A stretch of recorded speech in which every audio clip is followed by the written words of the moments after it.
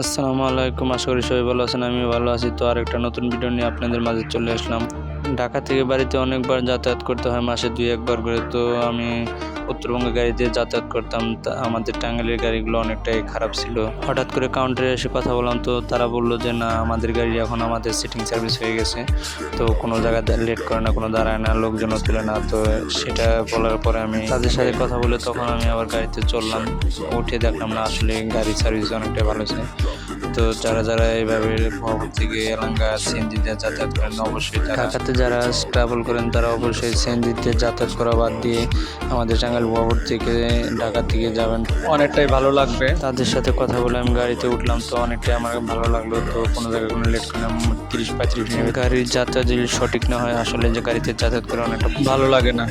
ভিডিওটা ভালো লাগলে সবাই কমেন্ট শেয়ার করবেন, ভিডিওটা বেশি বেশি শেয়ার করে মানুষকে দেখার। হাঁটতে হাঁটতে চলে এলাম ড্রাইভার সাহেবের কাছে। তো সাহেবকে অসংখ্য ধন্যবাদ আমাদেরকে এভাবে পৌঁছে দেওয়ার জন্য। ভিডিওটা দেখার জন্য সবাইকে ধন্যবাদ।